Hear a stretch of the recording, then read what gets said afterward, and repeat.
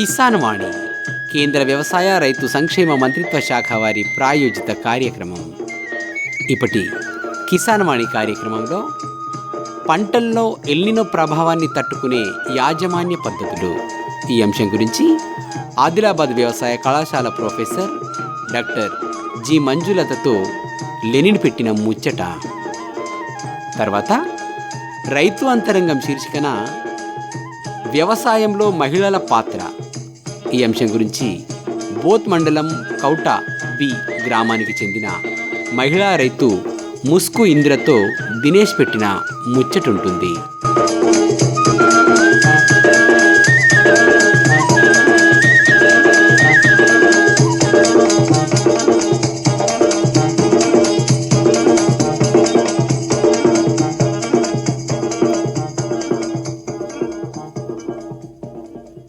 వాతావరణ సూచన. ఉమ్మడి ఆదిలాబాద్ జిల్లాలో రాగల 2 రోజుల్లో ఆకాశం పాక్షికంగా మేఘావృతమై ఉంటుంది. పలుచోట్ల తేలికపాటి నుంచి ఓ మోస్తారుగా వర్షాలు కురిసే అవకాశం ఉంది. గాలిలో ఎక్కువ ఉష్ణోగ్రత 33 డిగ్రీల సెల్సియస్ గాను, తక్కువ ఉష్ణోగ్రత 20 డిగ్రీల సెల్సియస్ గాను నమోదు కావచ్చును. ఇంతకు మించి వాతావరణంలో చెప్పుకోదగ్గ మార్పులేమీ ఉండకపోవచ్చు. సర్వోత్తమ రైతు పురస్కారం లభించింది హరికి. హరి, మీ విజయ రహస్యం ఏమిటో చెప్పండి. రైతు మిత్రులారా, మీరు కూడా మీ పొలాల్లో అధిక పంటను పండించగలరు. అదెలా? ఎప్పుడు ఏ సమస్య వచ్చినా వెంటనే కలపండి ఈ నెంబరు 1800 ఇది ఎవరి నంబర్ బాబు? కిసాన్ కాల్ సెంటర్ది. అక్కడ విశేషజ్ఞులు మీ పొలం సమస్యలకు వెంటనే పరిష్కారం చెప్తారు. అదేంటయ్యా, విశేషజ్ఞులు అన్ని సమయాల్లోనూ దొరుకుతారా? తప్పకుండా దొరుకుతారు. ఏడాదిలో 365 రోజులును, అది కూడా ఉదయం 6 గంటల నుంచి రాత్రి 10 గంటల దాకా. మరైతే ఎక్కువసేపు మాట్లాడితే డబ్బు చాలా అవుతుందిగా. ఖర్చు లేనే లేదు. మొబైల్ పై గానీ ఇతర ఫోన్ తో కానీ కిసాన్ కాల్ సెంటర్ కి ఉచితంగా కాల్ చేయవచ్చు. సలహాకి కూడా ఖర్చు ఉండదు. నిజంగా? 16 అనాల నిజం. రైతు సోదరులారా, పంట సమస్యల గురించి మీ భాషలో వెంటనే సమాధానం కోసం పూర్తి భారతదేశంలో ఏ ఫోన్ నుంచైనా జాతీయ హెల్ప్ లైన్ నంబర్ 1800-180-1551తో ఉచితంగా సంప్రదించండి. రైతు మిత్రుడు కిసాన్ కాల్ సెంటర్.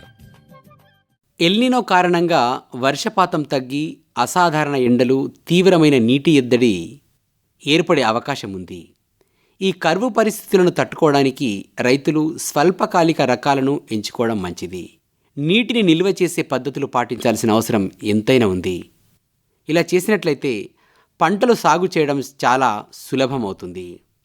స్వల్పకాలిక రకాలలో తక్కువ కాలంలో చేతికి వచ్చే మరియు తక్కువ నీరు అవసరమయ్యే వరి, మొక్కజొన్న, వంగడాలను పండించుకోవాలా. ఇంకా రాగులు, జొన్నలు, సజ్జలు, అపరాల వంటి తక్కువ నీటితో పండే పంటలను సాగు చేసుకుంటే మంచి లాభాలను పొందవచ్చు. తగినంత వర్షం పడిన వెంటనే ఆలస్యం చేయకుండా విత్తనాలు విత్తాలా. నేలలో తేమ నిల్వ కోసం మల్చింగ్ చేయడం ద్వారా నేల నుండి నీరు ఆవిరి కాకుండా కాపాడుకోవచ్చు. వీలైతే డ్రిప్ లేదా స్ప్రింక్లర్ పద్ధతులను ఉపయోగించి నీటిని ఆదా చేసుకోవాలి. నత్రజని ఎరువులను మోతాదుకు మించి వాడకూడదు. ఇది మొక్కలకు నీటి అవసరాన్ని పెంచుతుంది. కలుపు మొక్కలు నీటిని, పోషకాలను పీల్చుకోకుండా ఎప్పుడు ఏరివేస్తూ ఉండాలా. పంటల్లో ఎల్నినో ప్రభావాన్ని తట్టుకునే యాజమాన్య పద్ధతులు ఈ అంశం గురించి ఆదిలాబాద్ వ్యవసాయ కళాశాల ప్రొఫెసర్ డాక్టర్ జి మంజులతతో లెనిన్ పెట్టిన ముచ్చట విందాం. ప్రస్తుతం రైతుల్ని కలవరపెడుతున్న మాట ఎల్నినో. దీని ప్రభావంగా వర్షాభావ పరిస్థితులు నెలకొనడంతో రైతులు కొంత కలవరపాటుకు గురవుతున్నారు. మరి ఇలాంటి పరిస్థితుల్లో ముఖ్యంగా ఈ ఎల్నినో ప్రభావాన్ని తట్టుకునేందుకు రైతులు ఎలాంటి యాజమాన్య పద్ధతులు పాటించాలి, ఎలా తమ పంటల్ని కాపాడుకోవాలి అనే దాని గురించి చెప్పుతందుకు ఆదిలాబాద్ వ్యవసాయ కళాశాల ప్రొఫెసర్ డాక్టర్ జి మంజులత గారు ఉన్నారు. వారిని అడిగి ఆ వివరాలు తెలుసుకుందాం. నమస్కారం మంజులత గారు. నమస్కారం. ముందుగా ఈ ఎల్నినో గురించి చెప్పండి వివరంగా. అసలు ఎల్నినో అంటే ఏమి, దీని ప్రభావం ఎట్లా ఉంటుంది? ఎల్నినో గురించి చెప్పే ముందు మన వ్యవసాయం ప్రధానంగా మన వాతావరణ పరిస్థితులపై ఆధారపడి ఉంటుంది. గత 2-3 నెలల నుంచి మనం చూస్తున్నట్టయితే ఎల్నినో అనే పేరు బాగా వింటున్నాము. ఇది ఏంటంటే పసిఫిక్ మహాసముద్రం మధ్య తూర్పు ప్రాంతాల్లో ఉపరితలం నీరు వేడెక్కుతుంది. యాక్చువల్గా మనకి సౌత్ వెస్ట్ మాన్సూన్స్ అంటాం కదా, అవి ఆ గాలులు అనేవి అక్కడ నుంచే వస్తాయి. దానివల్ల ఈ వేడెక్కడం వలన ఆ వచ్చే గాలిలో తేమ తగ్గిపోతుంది. దానివల్ల మనకి పడే వర్షాలు అనేది హెచ్చు తగ్గులు ఏర్పడడం అనేది ఈ ఎల్నినో యొక్క ప్రభావం అన్నమాట. దీనివల్ల వర్షపాతం అస్థిరత, అలాగే అధిక ఉష్ణోగ్రతలు ఉండటం, పొడి పరిస్థితులు ఏర్పడడం అనేది సర్వసాధారణంగా గమనిస్తూ ఉంటాం. ఇలా ఉన్న పరిస్థితుల్లో మనం ముందస్తుగా వ్యవసాయ ప్రణాళిక అంటూ చేపట్టడం అనేది ముఖ్యమైన అంశం అన్నమాట, అవసరమైన అంశం. అయితే ప్రస్తుతం పంటల పరిస్థితి ఎట్లా ఉన్నది వాటి గురించి చెప్పిన తర్వాత మనం ఆ పంటల్ని ఈ ఎల్నినోకి తగ్గట్టుగా ఎలాంటి యాజమాన్య పద్ధతులు పాటించాలనే దాని గురించి మాట్లాడుకుందాం. ముందుగా ప్రస్తుతం పంటల పరిస్థితి గురించి చెప్పండి. అయితే వర్షాలు ఆలస్యంగా, అలాగే హెచ్చు తగ్గులు వంటివి ఉంటాయి కాబట్టి ముందుగా అసలు పంట వేసే ముందే సరైన పంటను ఎంపిక చేసుకోవడం అనేది ముఖ్యం. సరైన పంట, తక్కువ నీటి అవసరం ఉన్న పంట, అలాగే స్వల్పకాలిక పంటలు అనేది ముఖ్యంగా తెలుసుకోవాల్సిన విషయము. అది రైతులు తమ ప్రాంతాల్లో నేల రకాన్ని బట్టి, నీటి వసతి బట్టి, సాధారణ వర్షపాతము, అలాగే ప్రస్తుత వాతావరణ సూచన, అలాగే పంట కాలం వంటి అంశాలను పెట్టుకొని ఏ పంట వేసుకోవాలి అనేది చూసుకోవాలి. ప్రస్తుతం ఇప్పుడు మనం అది దాటినాం కాబట్టి ప్రస్తుతం రైతులు వేసిన పంటలోనే ఇంకా కూడా కొంత వేయకుండా ఉన్న ఏదైనా ఉన్నట్టయితే ఈ ఆగస్టు 30 వరకు కూడా ఇంకా కూడా నువ్వులు వేసుకునే పరిస్థితి ఉంది. ఆ పంట సరైన యాజమాన్య పద్ధతులతో వేసుకున్నట్టయితే మంచి దిగుబడి వచ్చే అవకాశం ఉంది. ఇక మన జిల్లాలో వేసుకున్న ముఖ్యమైన పంటల్లో చూసుకున్నట్టయితే పత్తి, సోయా చిక్కుడు, మొక్కజొన్న, కొంతవరకు కంది, ఇవి ముఖ్యమైన పంటలుగా రైతులు వేసినారు. దాంట్లో చూసుకున్నట్లయితే పత్తిలో ప్రస్తుతం ఇప్పుడు కురుస్తున్న వర్షాలకు గాను కొంచెం యాజమాన్య పద్ధతిలో పైపాటిగా నత్రజని వేయాల్సిన వారు, తేమ ఉంటుంది కాబట్టి ఎకరానికి 25 కిలోల యూరియా చొప్పున, అలాగే దాంతో పాటు 10 కిలోల మ్యూరేట్ ఆఫ్ పొటాష్ ని కలిపి ఎరువుల రూపంలో వేసుకోవాలి. ఈ తేమను చూసుకొని వేసుకోవాలి. తర్వాత ఈ ప్రస్తుత వర్షాభావ పరిస్థితుల్లో ఎక్కువ వరకు రసం పీల్చే పురుగులు కూడా ఎక్కువ ఆశించే అవకాశం ఉంది కాబట్టి వాటిని గమనిస్తూ ముందు జాగ్రత్తగా పసుపు, నీలం, అలాగే తెలుపు రంగు జిగురు అట్టలు ఉంటాయి కదా, అవి 10 చొప్పున మన పొలంలో ఏర్పరచుకోవాలి.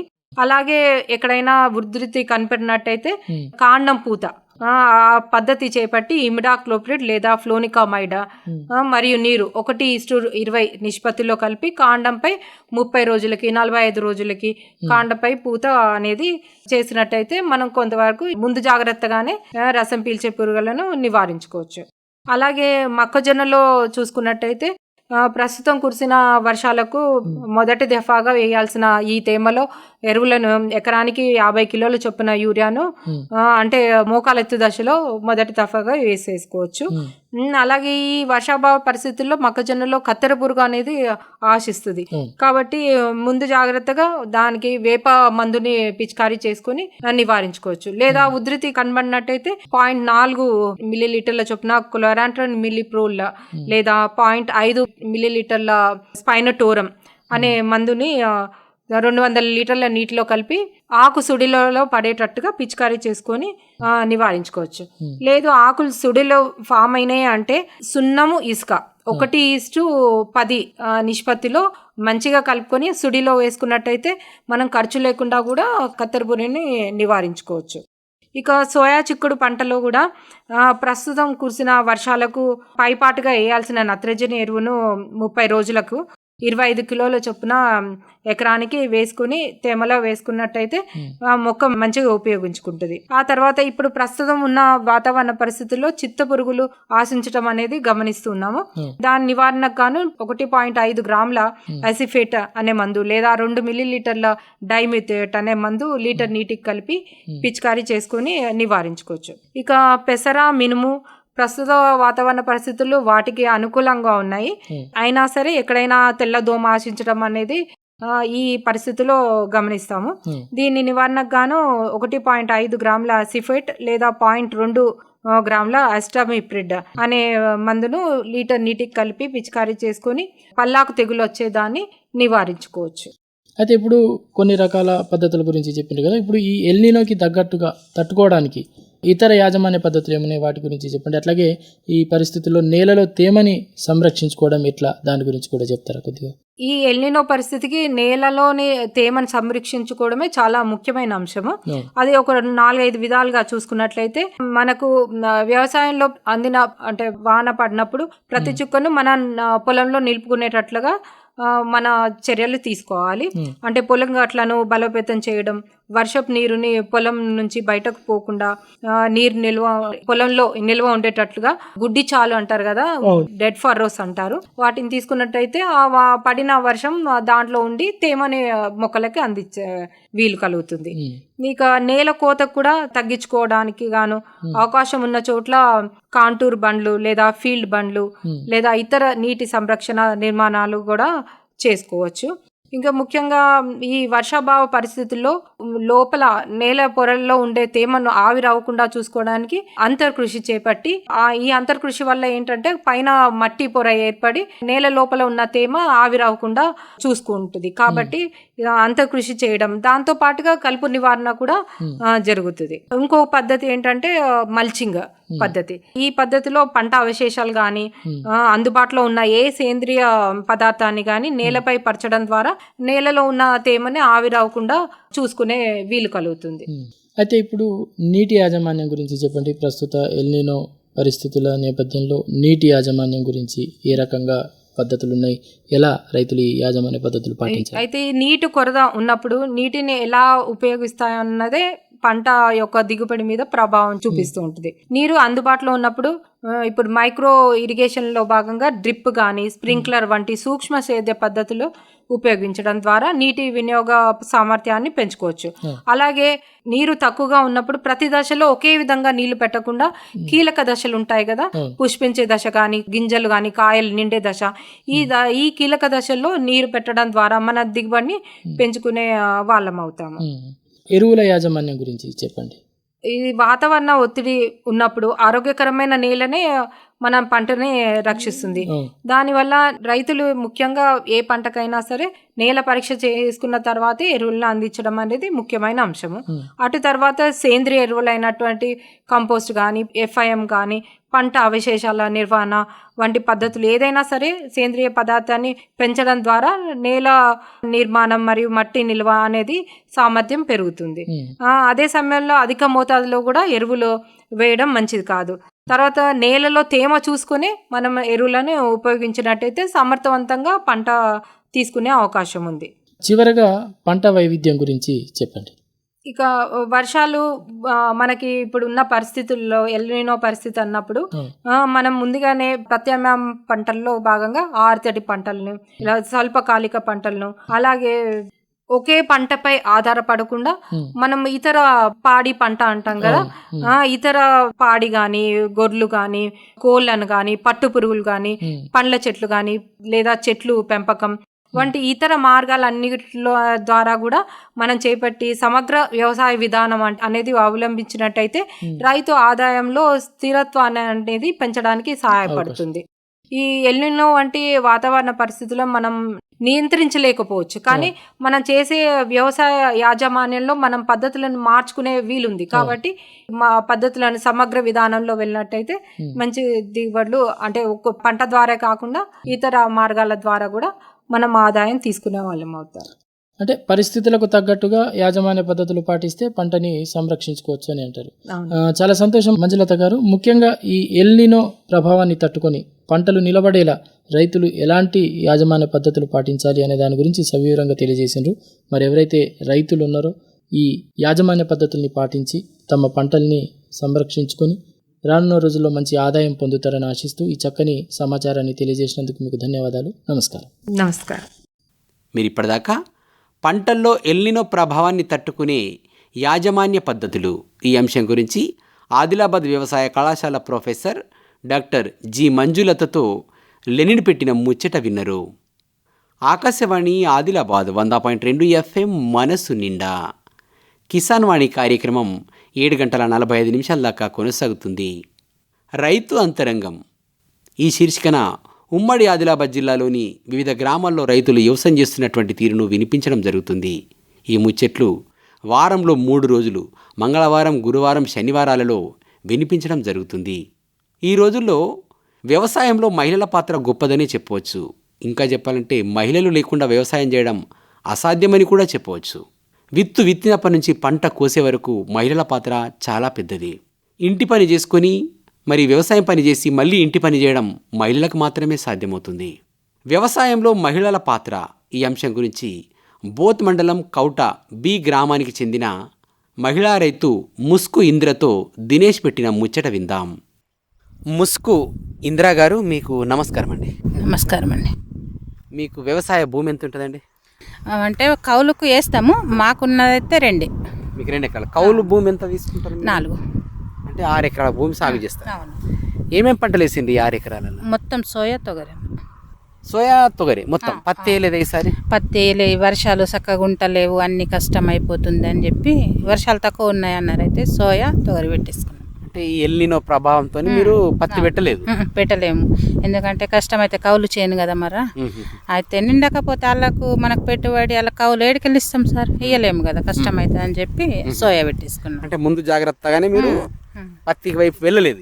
వెళ్ళలేదు సార్. ప్రతిసారి పత్తి పెట్టుకుంటుంటే హెల్త్ ప్రాబ్లమ్స్ కూడా అవుతున్నాయి కొంచెము. ఎందుకు ఇబ్బంది, మళ్ళా అన్ని అవి కైకిళ్ళు అవి ఎక్కువ అవుతున్నాయి, చెయ్యలేకపోతున్నాము. వ్యవసాయం అంటే కూడా కష్టం అయిపోతుంది. దానివల్లనే ఇక నాకు హెల్త్ ఇష్యూస్ ఎక్కువ ఉన్నాయి, దాంతో అద్దు అనుకున్నాము ఈసారి పత్తి. అంటే మీరు ప్రతిరోజు చేనులకు వస్తారమ్మా?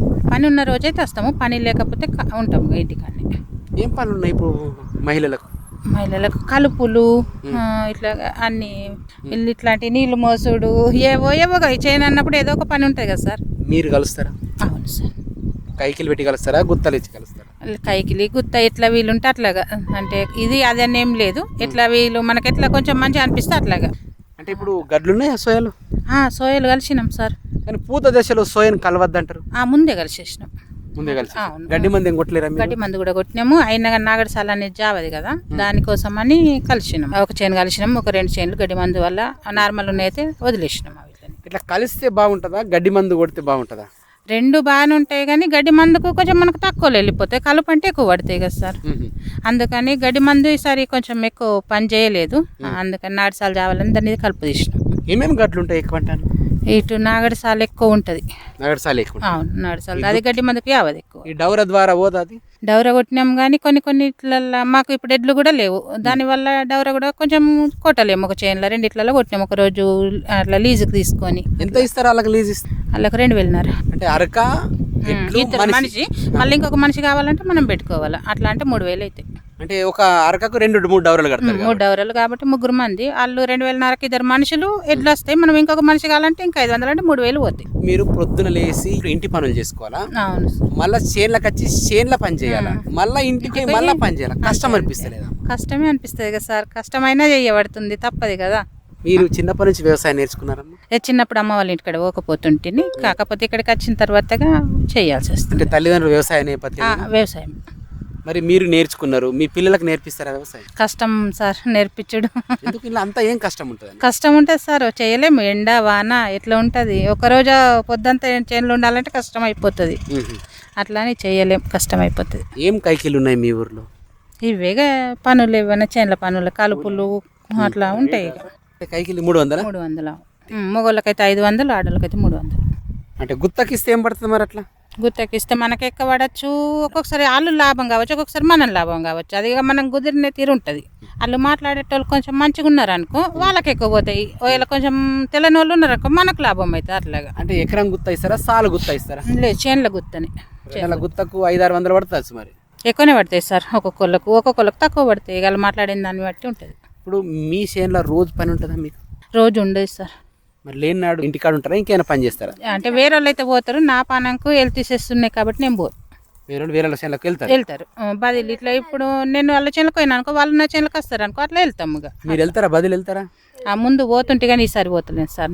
కానీ మీ చేనుల మట్టుకైతే చేయగలుగుతాం? చేస్తున్నాం, కానీ కష్టం కష్టమనే పత్తి వేసుకోలేము. ఈ పత్తి ఉన్న వాళ్ళకి పత్తి ఏరుడు కూడా ఉంటుంది. అవును. మీరు ఏరుతుంటారా పత్తి? అవును. ఎంత ఏరుతారు ఒక రోజు పత్తి? ఇక అది దాన్ని బట్టి పత్తి మంచిగా ఉంటే అట్లా ఉంటుంది. ఇక 30-40 కిలోలు ఏరుతారు రోజుకి? ఎక్కువనే ఏరుతారు? ఎక్కువనే ఏరుతాం సార్. ఈ రోజులలో ఆడవాళ్ళ పని ఎక్కువ ఉందా వ్యవసాయంలో, మగవాళ్ళ పని ఎక్కువ ఉందా? మిషన్లది ఎక్కువ ఉన్నది కాబట్టి మగవాళ్ళది ఎక్కువ ఉన్నది, ఆడవాళ్ళది తక్కనే. కాకపోతే ఈ కలుపు పత్తేరులకు ఆడవాళ్ళది ఎక్కువ ఉన్నది. ఎందుకమ్మా విత్తనం పెట్టేటప్పుడు ఆడవాళ్ళే కావాలి? మిషన్లు వచ్చినాయి సార్, అన్నిటికీ విత్తనం మిషన్లు. మిషన్లు ఉన్నాయి. సోయా కోసుడుకు మిషనే, పత్తి పెట్టుడుకు మిషనే, ఏమున్నది అన్నిటికీ మిషన్లు అయినాయి ఇప్పుడు. సోయా కోసుడికి కూడా మిషనే, అవును, పట్టు డైరెక్ట్. పత్తి పెట్టుడు కూడా మిషన్ వచ్చింది. అవును, మిషన్ పత్తి అంతా మిషన్ వల్లనే. మరి పత్తి ఏరేటప్పుడు మిషన్ లేదు? లేదు, పత్తి ఏరుడికి లేదు మిషన్. కలుపుకు లేదు. కలుపుకు మనం ఖచ్చితంగా గడ్డి మందు కొడతారు అంతే. గడ్డి మందు కొట్టాలా, లేకపోతే మనం కలుసుకోవాలి. ఆ మహిళలు లేకపోతే వ్యవసాయం అవుతుందా?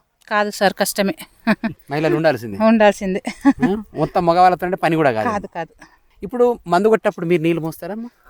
మొయ్యాలి సార్, దూరం ఉన్నాయి కదా, కొడికి తిప్పలు అయితే కాబట్టి మోస్తాం మంచుకొని. కైకిలో పెట్టుకుంటే వాడికి 400-500 ఇవ్వాలి. పెట్టినాం, ఆయన కొడుతుండే మేము మోస్తున్నాం. 2 చేను అక్కడ కొట్టుకొని ఇటు వచ్చినాం కదా, లేకపోతే ఆయననే మోసుకోలో కొట్టాలంటే 1 చేను అవుతుంది, మోస్తే మనం దగ్గరికి తెచ్చిస్తే 2 చేనులు అయితే. అట్లా ఏం కైకిలు ఇస్తారు ఆయనకు? 500. మందు ఎన్ని డబ్బాలు కొట్టారు? డ్రమ్ము ఖాళీ అన్నా లేకపోతే దినమంతానా? దినమంతా కానీ సారు మాకు వచ్చి ఆయనగా మంచిగా ఉన్నాడు కాబట్టి ఇప్పుడు 16 డబ్బాలు అయిపోతాయి, ఇంకొక గంట అయిపోతాయి.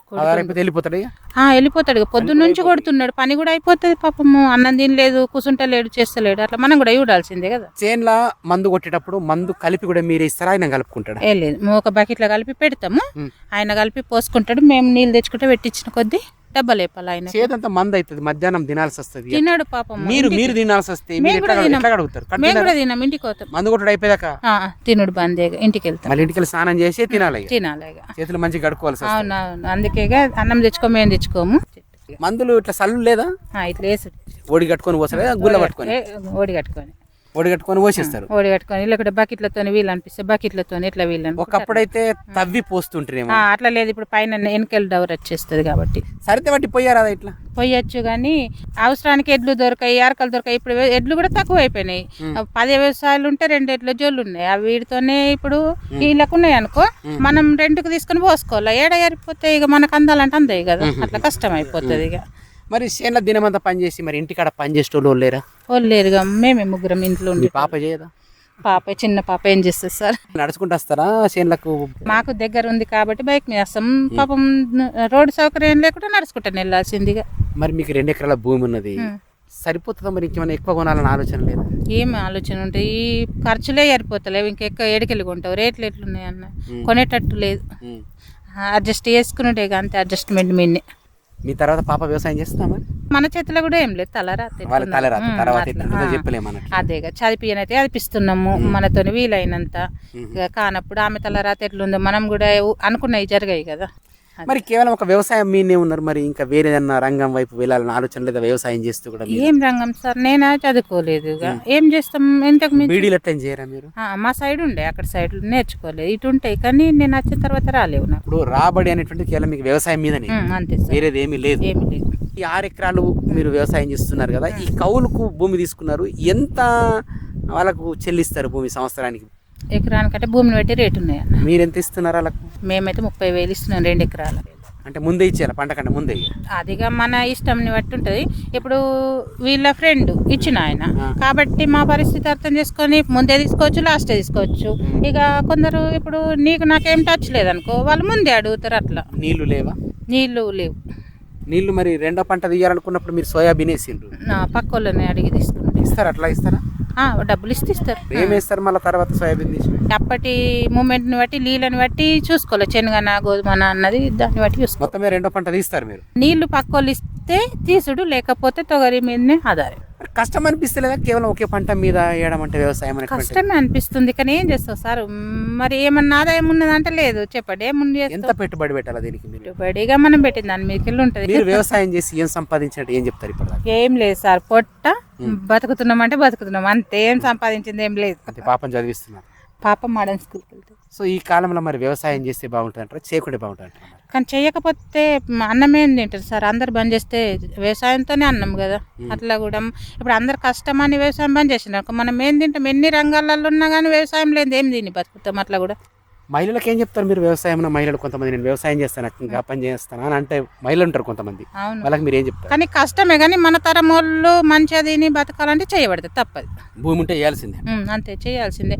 మళ్ళీ మనకు వేరే పల్లెటూళ్ళు ఉన్నామంటే ఖచ్చితంగా వ్యవసాయం చేయాల్సిందే. భూమి లేకపోతే వేరే విషయం, ఉంటే కూడా చేయాల్సిందే. ఉంటే మాత్రం తప్పకుండా చేయాలంటారు. అవును. ఇక భూమి లేనిది కూడా మనము పిల్లల్ని ఇయ్యేందుకు కూడా ఇవ్వడం కదా సార్.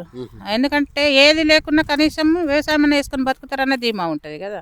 మీరు మీ పాపకు వ్యవసాయమే నేర్పమన్నారు, మరి భూమి నోడికి ఇస్తానంటున్నారు. భూమి ఖచ్చితంగా ఉండాలి. పాప వేస్తా చేయదా దేవుడికి ఎరక, కానీ భూమి లేనిది ఇయ్యలేము కదా సార్. అట్లా కూడా ఉద్యోగం నోడికి ఇయ్యలేరా? మన దగ్గర లేని వాళ్ళకేమి ఇస్తాం, వాళ్ళు లక్షలు అడుగుతారు, ఏడుకెళ్ళి తెస్తాం.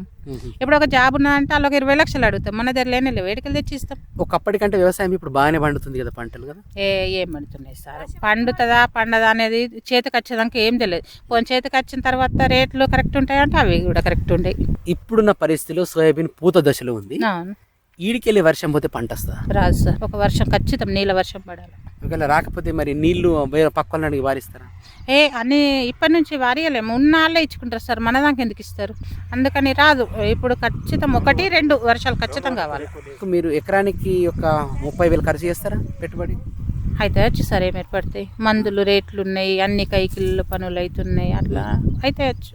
మరి సంతోషంగా ఉన్నామంటారా వ్యవసాయం మీద? లేదు సార్, మీకు వ్యవసాయం ఉంది కాబట్టి చేస్తున్నారు, అంతే ఇక. లేకపోతే చేసేవాళ్ళు కాదు. చేసేవాళ్ళం కామన్నా మరి మాకు కూడా ఏం లేదు కదా ఆదాయం, వేరేది జాబ్ ఉన్నదా అంటే లేదు.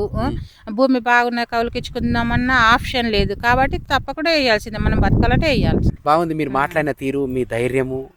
ఆరోగ్యం బాగాలేకపోయినా, ఆరోగ్య సమస్యలు వచ్చిన మీరు వ్యవసాయ రంగం వైపు వెళ్తున్నారు. ఒకే రంగం మీద నిలబడ్డారు, వ్యవసాయ రంగం మీద నిలబడుతూ పాపను చదివిస్తున్నారు, పంటను చూస్తున్నారు, పాపను చూస్తున్నారు.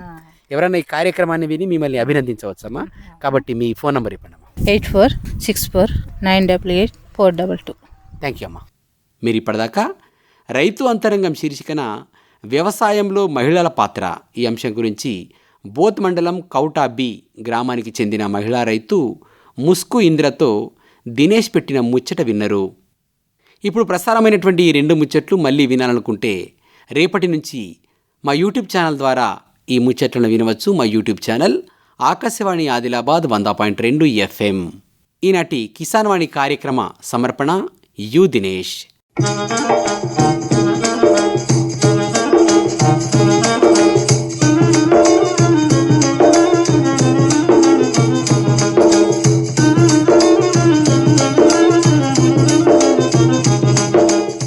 కేంద్ర వ్యవసాయ రైతు సంక్షేమ మంత్రిత్వ శాఖ వారి ప్రాయోజిత కార్యక్రమం కిసాన్ వాణి సమాప్తం.